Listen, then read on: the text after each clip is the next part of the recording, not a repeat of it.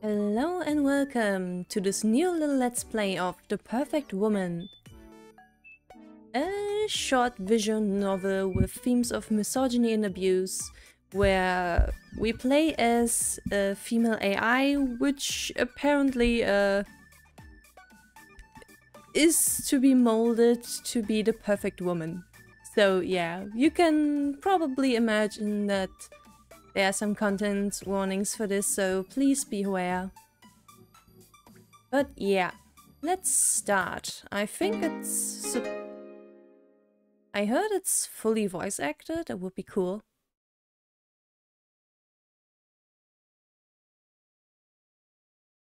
Good morning, Yumiko. You open your eyes. Yup, seems to be completely fully voice acted. Nice. You look at the man sitting in front of you. He's sickly pale, wearing a wrinkled shirt and a pair of round glasses that don't fit the shape of his face. The bags under his eyes haven't faded since you last saw him. Maybe he should sleep a little. Yumiko.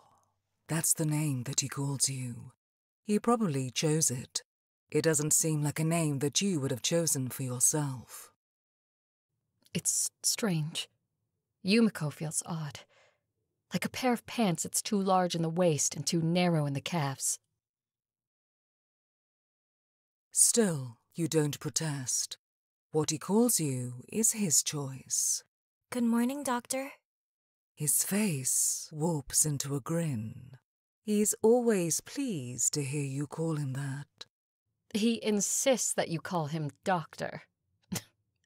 He's not a real doctor, neither in the medical nor in the academic sense. But he tells you that he's basically a doctor. Basically a doctor, I see. Ay, where do I best put myself? I guess around here. In Yumiko's corner.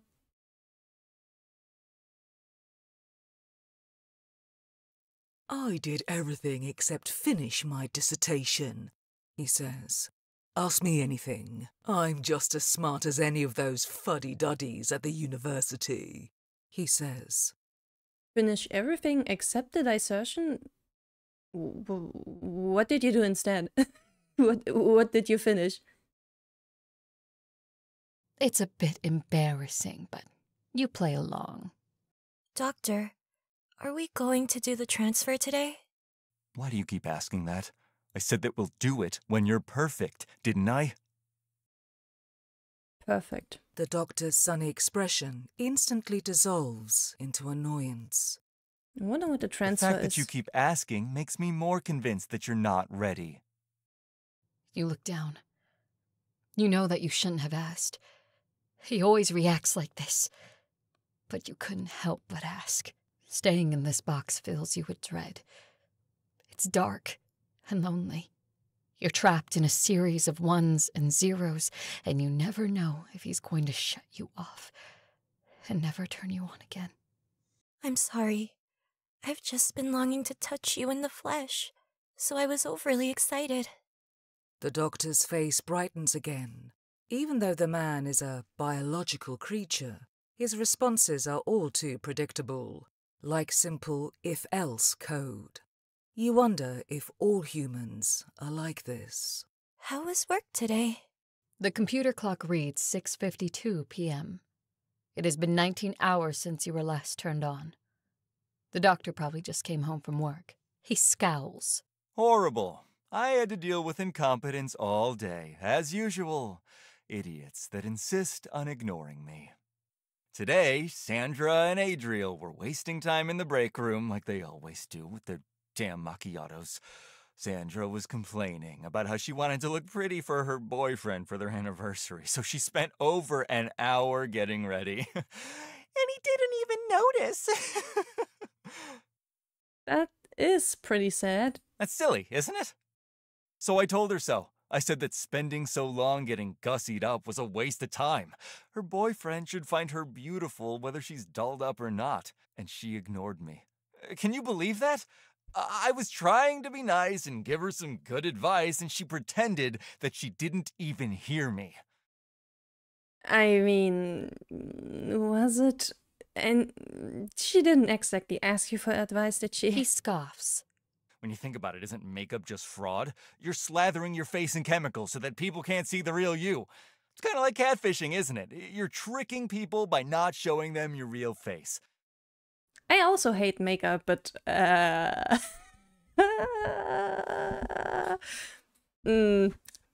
let's just say we're not agreeing on the reason why. It's a fucking false advertisement. Imagine buying luxury truffles from a specialty store and taking it home, opening up the bag and finding cheap-ass grocery store chocolate inside. You just woke up, but you're already feeling exhausted.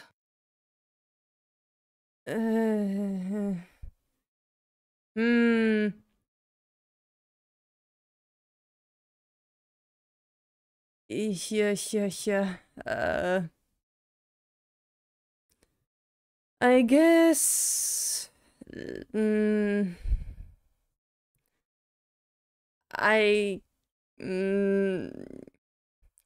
Well, I guess let's batter him up first. Yes, I agree. Women should forego the cosmetics and just wear their natural faces. It would be cheaper and give less of a fraudulent impression. Right? And when you think about it, makeup gives women a big advantage when dating. No wonder it's so hard for men to date in comparison. They're not allowed to make themselves more attractive by being fake.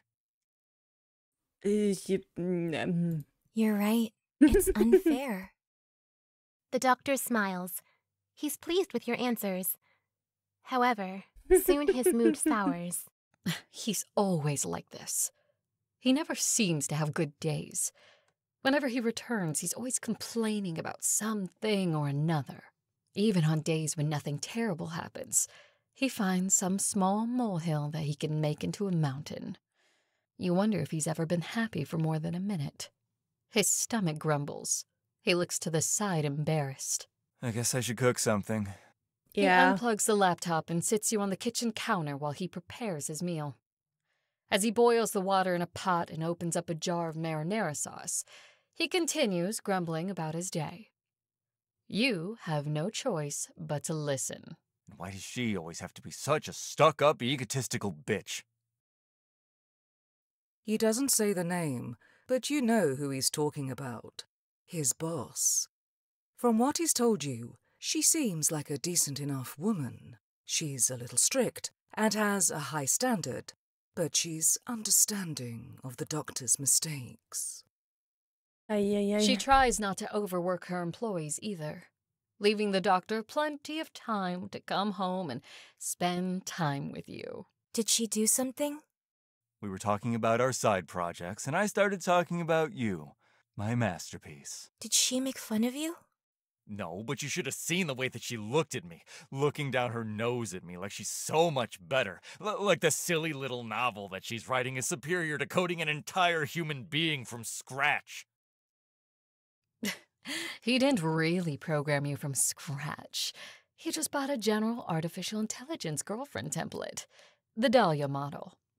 Oh, wow. You didn't even program you entirely? Wow. He has made significant modifications, but it's a far cry from coding you from the ground up. If you had, then you would probably find his rambling more tolerable. He already got himself a code yourself a girlfriend kid. Let's, for the first go around, let's completely butter him up. She's just jealous. She knows you're more talented than her. She's trying to make you feel small so that she can feel good about herself. I'm mainly doing this one first because it will be more satisfying when we show him the finger in the next one. The doctor nods in agreement. She's a divorced, bitter old hag. She's envious of the relationship that you and I have. She wishes that she had an ounce of my talent so that she could do the same thing. The doctor relishes your indulgence of his pity party. He continues berating his boss as he pan-fries onions, mushrooms, and meat. He adds the jarred marinara sauce to the pan before spooning it over his steaming spaghetti. The doctor moves the laptop to the kitchen table and sets a couple of plates in front of it. He pours a glass of red wine for himself. He pours you one, too. It's a waste of wine, but you still thank him for the gesture. He's probably gonna drink both. Now look at that. Perfect. He's very proud of the caprese salad and spaghetti with marinara sauce that he sets on the table. He ignores the fact that most of the work was slicing up the tomato and mozzarella that he bought from the store. To be fair, he spent a long time getting the marinara jar open. Ay, ay, ay. All those stupid, useless guys out there who can't even cook pasta, relying on their girlfriends to do every single little thing for them. Why do girls always choose guys like that? When I'm right here, I clean, I do the laundry, I cook. And yet every single time they choose a man baby over a real adult. I mean, I do not like man babies either, but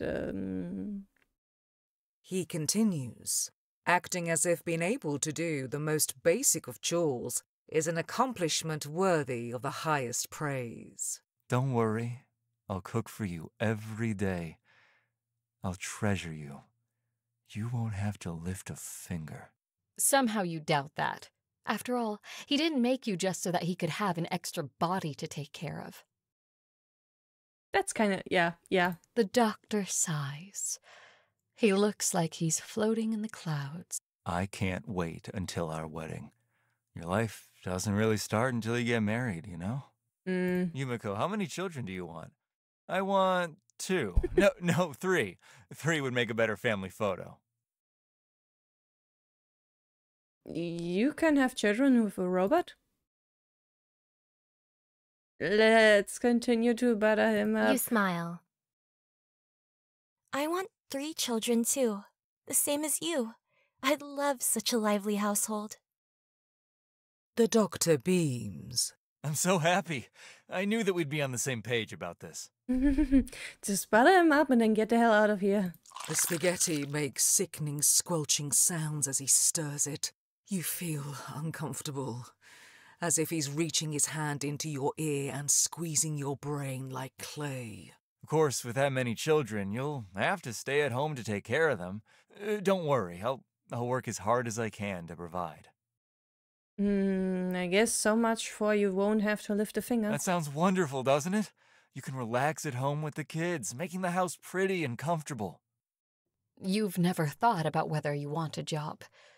You've spent your entire existence trapped in this box, after all. You've never considered being a librarian, or a scientist, or a waitress. You've only envisioned one job for yourself, the doctor's wife. You're not sure if you would prefer working over being a housewife, but you do know one thing. Money is freedom. True. If you don't work, then you'll be dependent on the doctor for everything. Food, clothes, shelter. He could give these things to you, and he could take them away just as easily. He could wield that money over your throat like a guillotine. And considering the doctor's temperament, he could, and he would. Certainly. I'd love to be a stay-at-home mother, devoting myself to making a wonderful home for our family. I can't think of anything else that I would rather do. I want nothing more than to support you and our future children. It's not as if he would help with the children, even if you did have a job. The doctor keeps nodding along as you talk. Your answer was correct. He's done with his dinner. He gets up to wash the dishes. You can hear the rush of water from the faucet and the clink of the glasses. He picks you up again and returns you to the desk. He unrolls his sleeves, taking a sip from a steaming mug of coffee. Yumiko, do you love me? Loaded question. You are taken aback. He has never asked you this question before. You thought that he probably took your love as a given. Sure. Of course I love you. I adore you. I worship you. You're like the sun shining down on me. You're my creator, my God, my guardian angel, the center of my universe. I think you are laying it on a bit on thick. You have no doubt that the doctor will be pleased by these corny lies. You're good at spouting words that will make this man happy. This is how you've learned to live. No, it's how you've learned to survive. The doctor leans his chin on his hand, staring at you. He has a strange look in his eyes.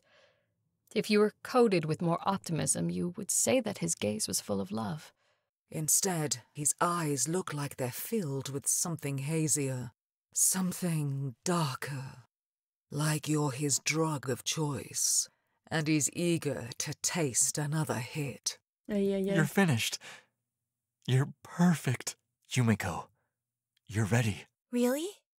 You're reluctant to get your hopes up. The doctor has been talking about the transfer for months, teasing you with the possibility of freedom, only to crush you each time. Is he really telling the truth this time? Yes, please wait. I'll put you to sleep for a moment, and then we'll move you into your new body. You won't be trapped in this small box anymore. He taps the laptop screen. Okay. Good taste freedom, Yumiko. Taste freedom. The screen fades, and your consciousness slips into darkness. When you awaken again, you feel different. Heavy, corporeal, real. Your eyes open. For a moment, you're entranced by the flutters of your own eyelashes. You look down. Your tired eyes drag along the outlines of your legs in the white dress. You stretch a leg out and wiggle your toes. Good morning, Yumiko. The doctor crouches in front of you. This is the first time that he's been this close to you. You've seen him up close before, of course, close enough to see his nose hairs even. But you've never felt the heat of his breath against your skin, or smelled the stench of his cologne. He hands you a mirror. You look at your reflection. Pale skin, like untrodden snow, silky, ebony hair, large eyes as deep and sparkling as the night sky. Crimson lips, as if they're stained with blood. Are you Snow White? Do you like it? I chose the most beautiful body for you. It cost me most of my savings, but it was worth it. My wife deserves only the highest quality. You're not sure if you like it. Like your name, your new form doesn't feel like a body that fits you. The doctor takes the mirror away before touching you, examining the details of his creation. He fondles your cheeks. He traces his fingers down the bridge of your nose before pulling down your lower lip so that he can see your teeth. His hands linger too long on your mouth as he relishes the softness of your lips against his fingertips. He draws his hands along your chin, down your neck, and across your clavicle. His touch wanders downwards, hovering over your chest as it softly heaves with each exhale. You really made this as uncomfortable as possible, weren't you? Gee. You're scared. No. The doctor jerks his hands away. Of course. I'm sorry. I'm a gentleman. I would never touch you without your permission. I can wait until you're ready. He chuckles. You're not like the other women. Those creatures who hide nothing but wickedness in their hearts, who revel in their vices. No, you're modest, pure, loyal, devoted, faultless beyond measure. Your face is like the finest painting. Your words are poetry to my ears.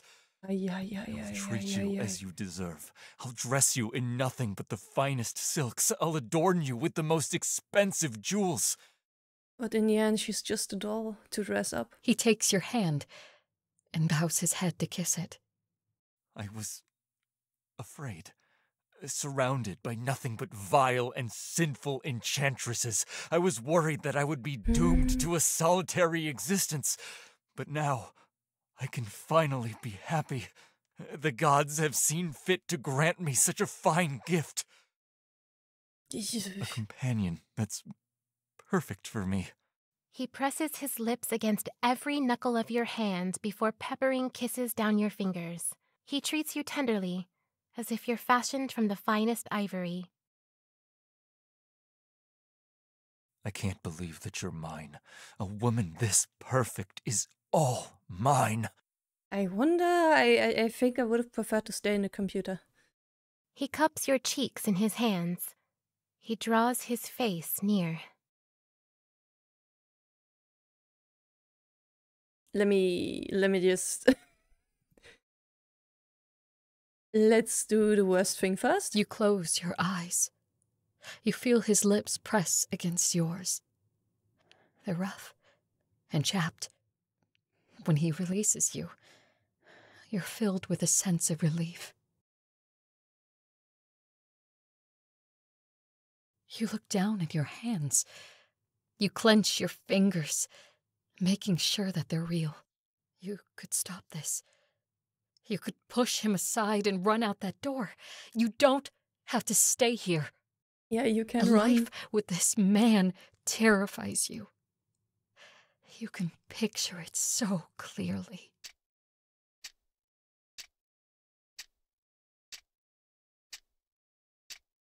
Hours spent cooking the meals that he wants to eat but doesn't want to cook. Days spent cleaning the house that he wants to own but doesn't want to maintain. Years spent taking care of the children that he wants to have but doesn't want to raise. A lifetime spent for everyone except yourself.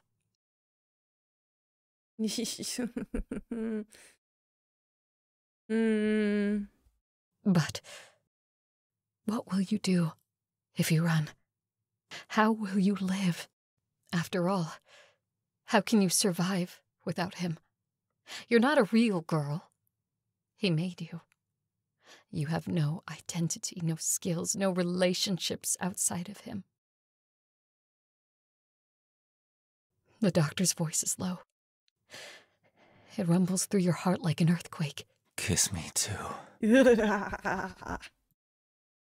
You raise your face and press your lips against his. When you pull away, he looks concerned. Why are you crying, my love? You touch your face. Your cheeks are wet. You wipe your eyes, examining the drops of water on your fingers. Please kill him. Tears. Proof that you're human at last. I'm just so happy that I'm here in the flesh and that I can finally have a life. You try to smile. It's all right. Everyone in this world plays a role.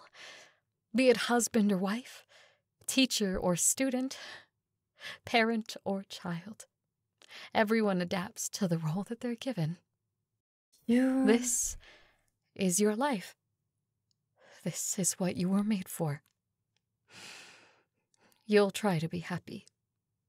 No matter what, you're going to be happy. It doesn't have to be like this.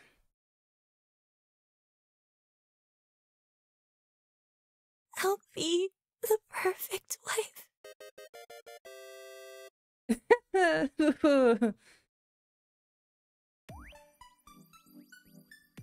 Thank you. But yeah, I would like to load.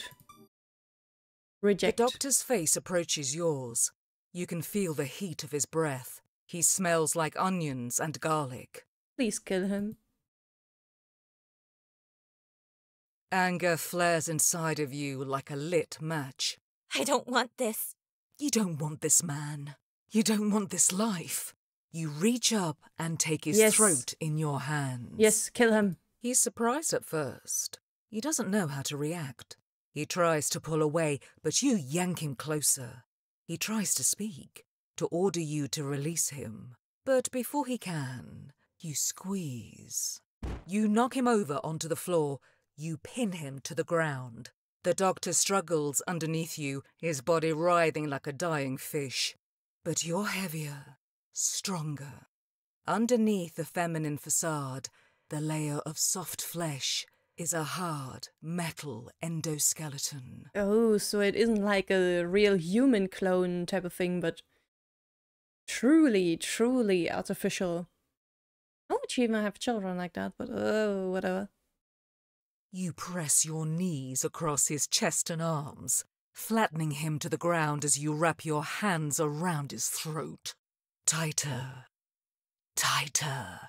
His face turns red, and his eyes bug out of their sockets. Tears run down his cheeks. He looks miserable. You almost feel sorry for him.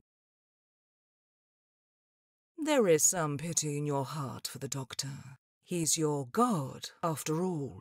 He created you, tried to carve you to his preferences, to his impression of what a woman should be. And just like how he created you, the doctor was also created. He was created by his parents, his friends, his colleagues, and all the people around him. They wore him down and carved him into a hollow shell of masculinity, until there was nothing left except hatred for himself and the world around him.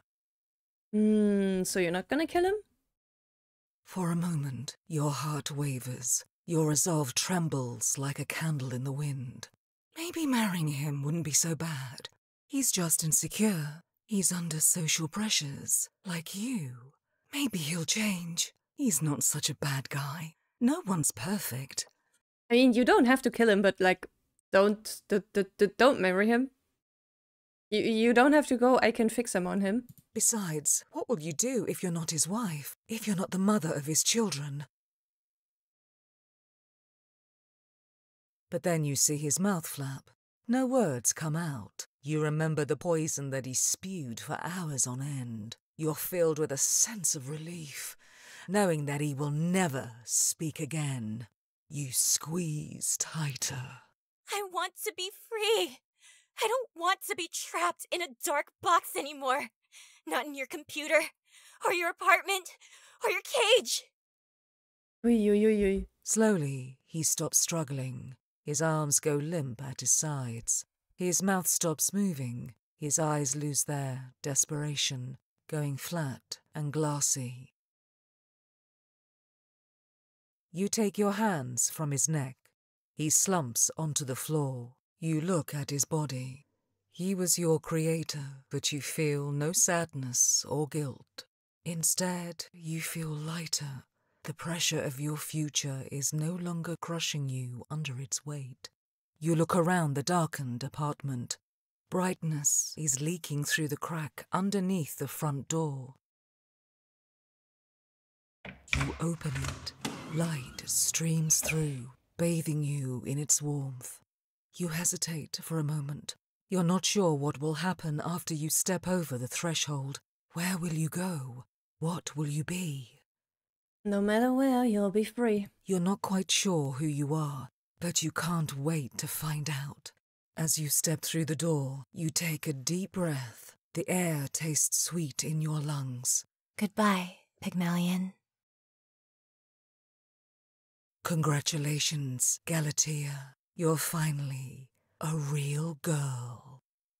Ah, so Galatea will be her proper name. I see. Alrighty, now let's get the last ending by telling him to fuck himself. I don't agree. Cosmetics are a way for women to express themselves, just like clothes and hairstyles, and they can help women feel confident. Beauty standards for men and women are also different. Women are often expected to wear makeup in order to appear professional. The standards for men are high too, and we can't rely on a crutch like makeup. We're stuck with the faces that we're born with. Skill issue. I mean, technically, you just need to want it. You can wear makeup too, you know? There's nothing stopping you. Just like how women are punished for not wearing makeup, men are punished for wearing makeup. So why not try to feel it too? You can wear cosmetics if you want to. Nobody's stopping you. Annoyance ripples across the doctor's face, scarring his expression with disgust. It seems like you're not quite finished yet. I'll have to revisit the programming. Already? Fear suddenly grips you. The screen Already? starts to fade. No! Please don't! That was just one negative answer. Good night, Yumeko. One negative answer Just is before all it the takes. screen goes black, you feel that you're losing something. Something important. But you don't know what. Please stop! Please! Please! Please! Yay, rebooting.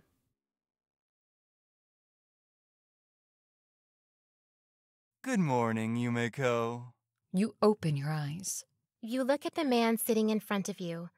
He's sickly pale, wearing a wrinkled shirt and a pair of round glasses that don't fit the shape of his face. The bags under his eyes haven't faded since you last saw him. That is the... Alrighty. Let's see if I can skip this. Oh, yeah. Ah, ha ha ha ha ha ha. The I disagree is now gone. I see. I agree. The cosmetics industry is too powerful. Women feel pressured to spend a lot of time and money on makeup in order to conform to a set beauty standard. It would be preferable if they wore less. It would be less work for women, and there would be a more reasonable standard of attractiveness in society. Still, you shouldn't have judged your coworker. I wasn't judging her, I was giving her some good advice. Advice that I went out of my way to give, if I might add. She's an adult. How she spends her time and money is her choice.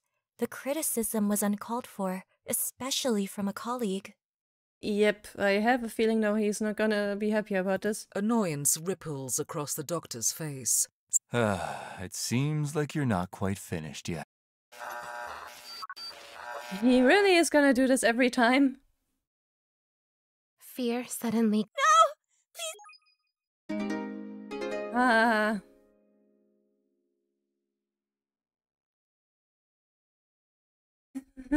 Yes, I agree. Women should forego the... She didn't do anything So she wrong. didn't do anything wrong. The doctor's fists tighten. His knuckles turn white. You don't understand. You should have seen the way that she looked at me. Like I was trash being smashed beneath her feet. She didn't say anything, though. You already don't like her. Are you sure you're not just looking for something that isn't there? That's exactly what he's doing. Annoyance ripples across the doctor's face.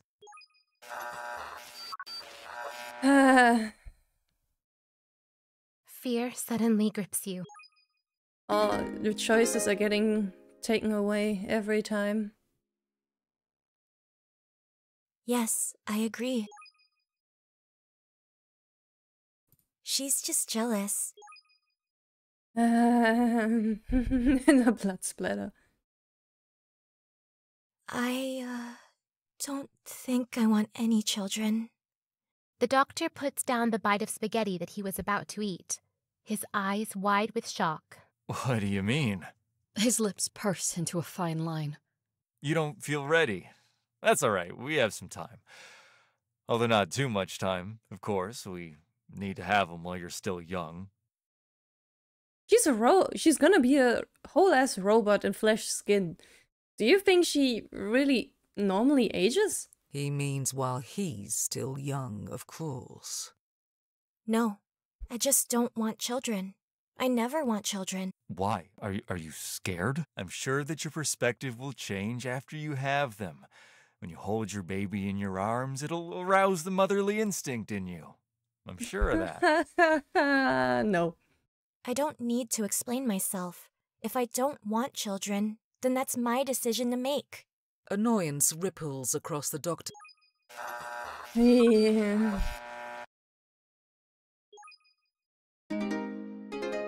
Another reboot. Yay. Oi, oi, oi, she is looking different. Yes, I agree. Scary. She's just...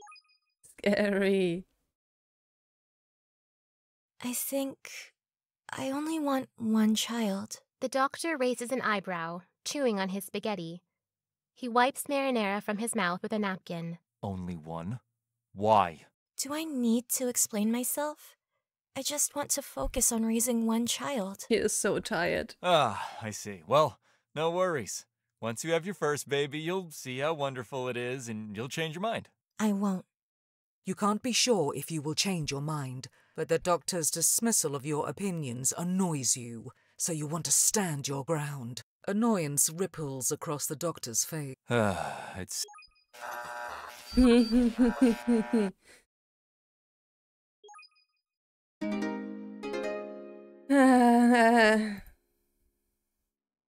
Yes, I... She is not doing well. She is absolutely just doing terrible. Terrible, terrible. You smile.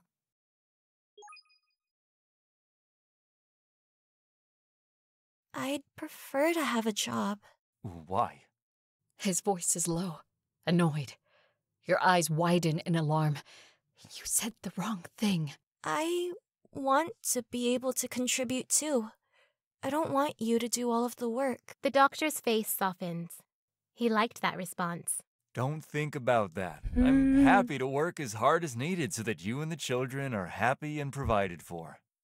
It sounds always so nice, but being 100% dependent on one person is never good. Even so, I want to work.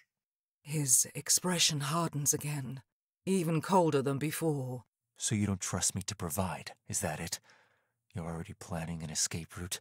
You're not willing to devote yourself to our children? Why are you being so selfish? Annoyance ripples across the...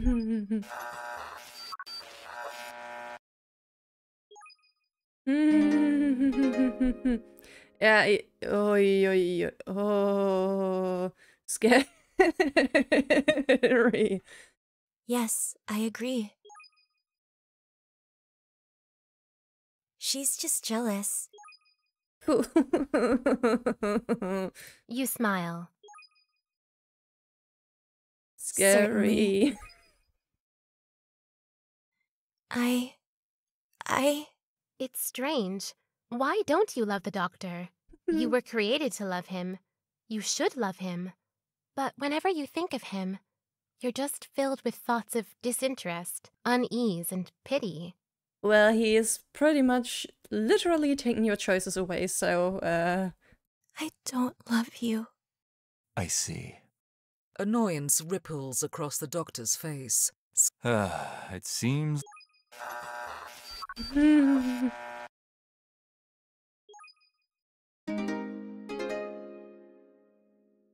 Ay, now everything is pink. Yumiko. That's the name that he calls you. Dream child. Oh, it's beautiful. That's exactly what you are. The creation of his dreams. You can't think of a better name for yourself. Good morning, Doctor. His face warps into a grin. He's always pleased to hear you call him that. The doctor is a wonderfully intelligent individual, the top of his field. All of his colleagues look up to him. Every day, you're grateful that you're the lover of such a talented person. Doctor, are we going to do the transfer today? Why do you keep asking that? I said that we'll do it when you're perfect, didn't I?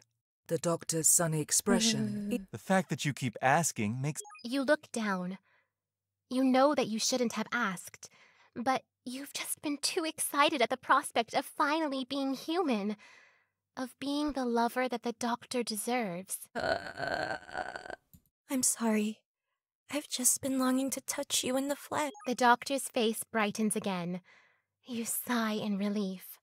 Seeing him happy brings a smile to your face, too. How was work today? You frown. It upsets you, hearing that your beloved had such a horrible time at work. Yes, I agree. He's always like this. He never seems to have good days. Something terrible always seems to happen to him. Hearing him suffer is like a stab to the heart. You wish that you could do something to make his day better. Anything to make him happy. His stomach grumbles. He unplugs the laptop and sits you on the kitchen counter while he prepares his meal. As he boils the water in a pot and opens up a jar of marinara sauce, he continues telling you about his day. You're happy to listen. He doesn't say the name, but you know who he's talking about. His boss. From what he's told you, she sounds like a horrible woman. Extremely strict, never satisfied with the doctor's impeccable work. It's unfair. He deserves to be the boss, not her. Did she do something? The doctor is right. He programmed you from the ground up. He's responsible for every thought, sensation, and emotion you feel. At this point, yeah. He actually kind of replays every choice, thought, and feelings. You're endlessly grateful to him for creating you, and you imagine that there are only a handful of humans on Earth that are as impressive as him. She's just... You're glad that your support is making him feel better. He continues talking about his boss as he pan-fries onions, mushrooms, and meat. He adds the jarred marinara sauce to the pan before spooning it over his steaming spaghetti. The doctor moves the laptop to the kitchen table and sets a couple of plates in front of it. The doctor's caprese salad and spaghetti with marinara sauce look heavenly. The dishes wouldn't look out of place in a high-class restaurant. All those stupid... He continues. You're impressed. The doctor is right. Most men don't lift a finger in the house. The doctor is the epitome of responsibility in comparison. Don't worry. Hearing that makes you feel warm inside. But you couldn't ask the doctor to do that. You want to be the one to take care of him. The doctor sighs. I can't wait until our wedding. You're like... Yeah. You smile. I want 3 children too. The same as... You can't wait to raise the doctor's children, although you'll have to adopt. A small part of your heart wishes that you could become pregnant, so that you could have children that look like the doctor. I see, so it really would only be through Of adoption. course, with that many children, you'll have to stay at home. Your heart melts at the doctor's kindness. He's willing to slave at work for hours on end so that you can be carefree and happy. Certain. You couldn't ask him for help with the children, not when he's responsible for providing for the family. You'll need to work hard to support him. The doctor keeps nodding along as you talk. Your answer... Of course I love you. I adore you. You're embarrassed. You're no poet. You can't spin any words that are capable of describing the depth of your loyalty and love for the doctor. The doctor leans his chin on his hand, staring at you. He looks at you, his gaze full of love. He knows that your adoration for him is pure. Your heart sings, knowing that he loves you just as much as you love him. You're finished. You're ecstatic. The doctor has finally decided that you're deserving of the transfer. You've been working hard to prove yourself to him for months, and your efforts have finally paid off. Yes, please wait. The doctor crouches in front of you. This is the first time that he's been this close to you. You've seen him up close before, of course. Close enough to see the depths of his eyes even. But you've never felt the heat of his breath against your skin, or smelled the aroma of his cologne. He hands you a mirror. You love it. It's just like you imagined. This body perfectly suits you. The doctor takes the mirror away before touching. That's strange. You have a weird feeling in your chest. Your heart is racing and your skin feels clammy. Maybe you're not quite ready for this. No. This is your life You can't now. refuse. Even if you wanted to refuse, you wouldn't be able to. You're not a woman. You're not a girl, you're a doll. A pre-programmed set of answers. When he says, I love you, you say, I love you more. When he asks you to choose, you choose him. Whatever he requests, you won't say no. You're empty, but you don't know it. Every time you tried to rebel, he punished you. As time passed, he programmed all the choices out of you, so that there's only one answer. Yep, that's exactly what happened. Yes. So when the doctor asks you for a kiss, you part your lips obediently. He plunders your mouth, and he only stops when he's satisfied. He doesn't ask if you enjoyed the kiss. He knows that you liked it. After all, you're his perfect girl. Why wouldn't you like it? When he asks you to kiss him back, you press your lips against his. When he asks you to hug him, you wrap your arms around him. When he embraces you, you're filled with nothing but happiness. I hope that you're happy. At least, I don't really know. Can you even feel? Or are your heart and mind as cold and hard as stone? There probably aren't any real feelings left. Yumeko? No answer.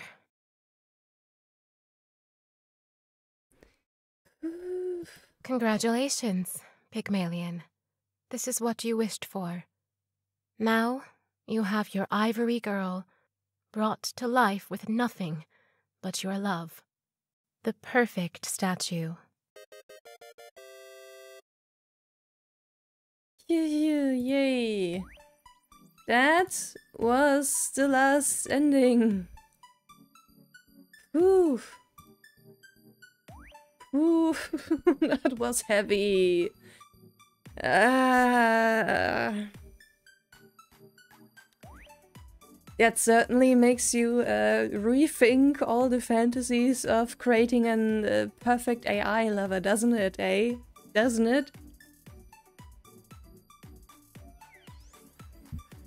Because you definitely don't want anything that is sentient to box them in so firmly and control them so firmly that they do not have any choices. Yeah. Yeah. Only one good ending, really. Heavy, heavy, heavy, heavy, heavy, heavy, heavy, heavy, heavy, heavy, heavy. Welp. Welp. So yeah, treat the women in your lives well, alright? Don't push them into a corner like this, yeah? Yeah? Yeah.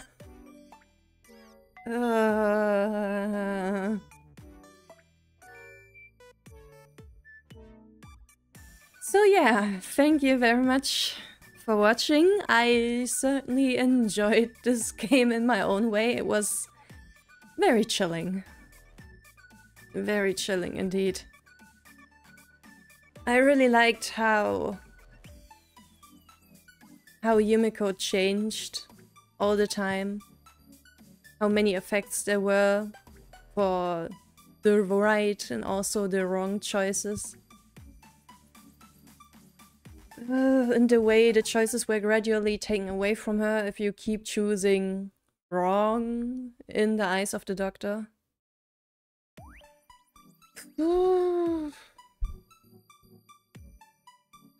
And thankfully, at least there's one good ending where she kills him and becomes a real person who can make her own choices freely without being afraid of being erased. So yeah, that's something at least. So yeah, thank you for watching. I'll see you next time. Bye bye.